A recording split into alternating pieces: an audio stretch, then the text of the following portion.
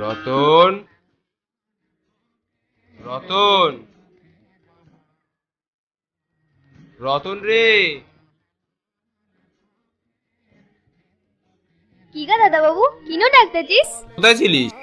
এই তো বাবু, এখনই চুলা ধরাতে যেতে হবে হেসেলে। ও তো চুলে ধরানোর কাজ পরে হবে ক্ষণে। যা আমার জন্য তামাক সিজা আনগে।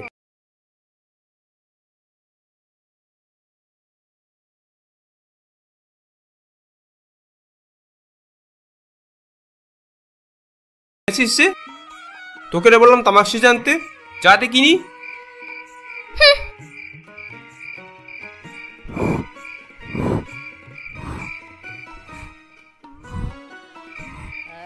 কিরে রতন, এনেছিস? এই নে বাবু।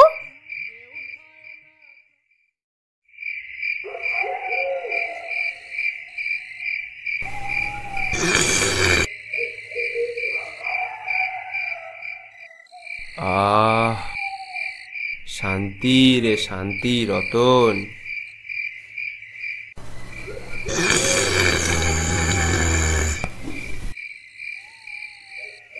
আহ, মনটা একেবারে জুড়িয়ে গেল রে রতন।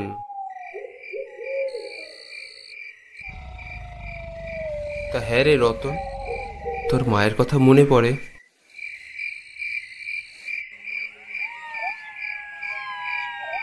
কি রে, কিছু বলছিস না যে? না মানে বাবু, আসলে হয়েছে কি জানিস, সে অনেক কোথাগা, কত মনে পড়ে কত পড়ে না। তবে জানিস বাবু, আমার মায়ের চেয়ে বাপকে অল্প অল্প মনে আছে। সন্ধেবেলায় পরিশ্রম করিয়া বাপ যখন ঘরে ফিরে আসিত খাওয়া দাওয়ার পর, আমাকে আর আমার ভাইকে রূপকথার গল্প বলিতে বলিতে ঘুম পাড়িত। বাহ, বেশ বেশ। জানিস বাবু, আমি আর আমার ছোট ভাই ডোবাই কাছে ডাল ভেঙে মাছ ধরে খিলা করিতাম।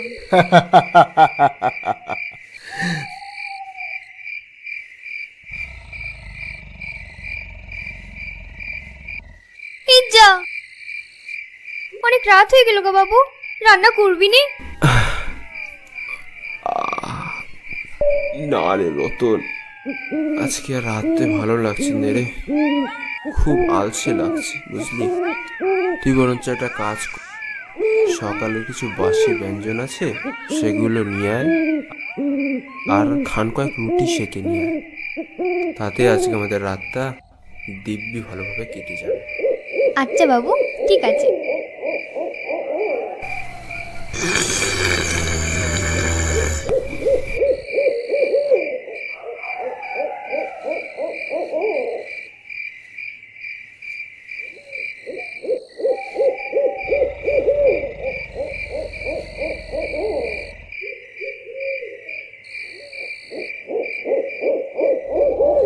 ওই রে রতন, হয়েছে? হ্যাঁ দাদা বাবু, হয়েছে।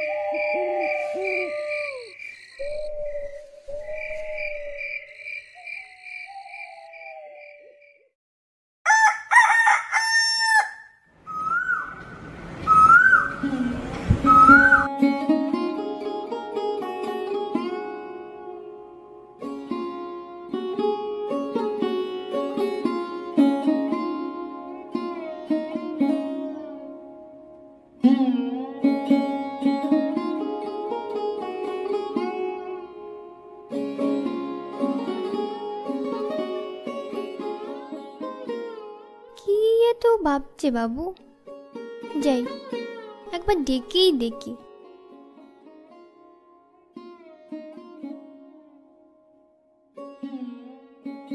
কি এত ভাবছে দাদা বাবু, যাই একবার ডেকেই দেখি। বাবু,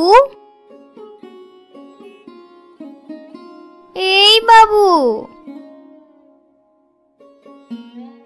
ও রতন, কখন এলি তুই? এই তো বাবু, এখুনি। কিন্তু তুই এত কি ভাবছিস রে?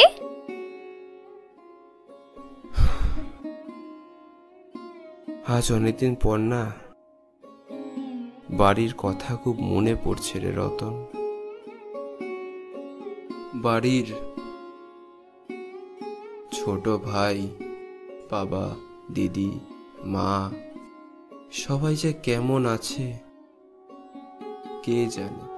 আসলে ওদের খোঁজ খবর তো নেওয়া হয়নি রে। আসলে একলা প্রবাসে থাকি তো রতন,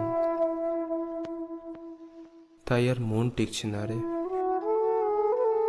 মাঝে মধ্যে মনে হয় কি জানিস, সবকিছু ছেড়ে ছুড়ে দিয়ে না আবার চলে যায় ওদের কাছে।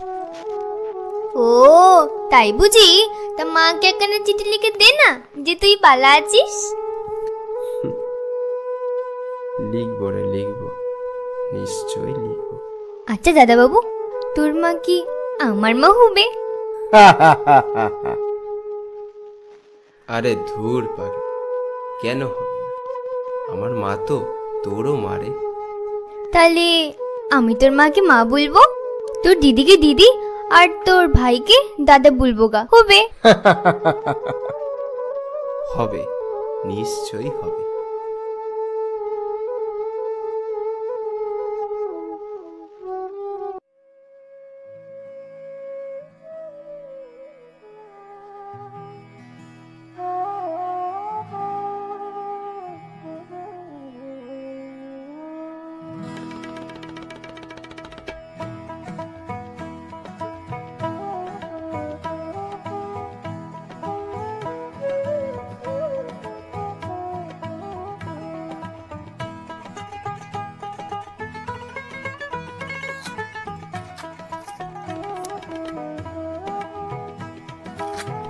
না, মেয়েটা আমার জন্য এত করে, আমি ওর জন্য এটুকু করতে পারবো না? ভাবছি রতনকে লেখাপড়াটা শেখাবো, অন্তত কলকাতা যাওয়ার আগে বা এখান থেকে বদলি হওয়ার আগে কিছু তো শিখিয়ে যেতে পারবো ওকে।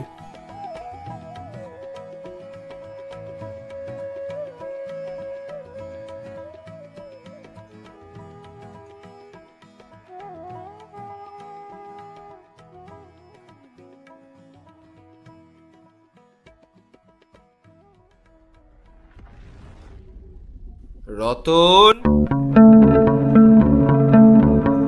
রতন, আরে রতন,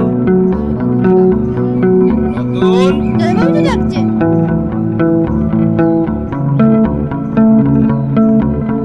দাদা বাবু ডাকছিলিস? তুই কোথায় ছিলিস? এই তো বাবু, কাজেই ছিলেন।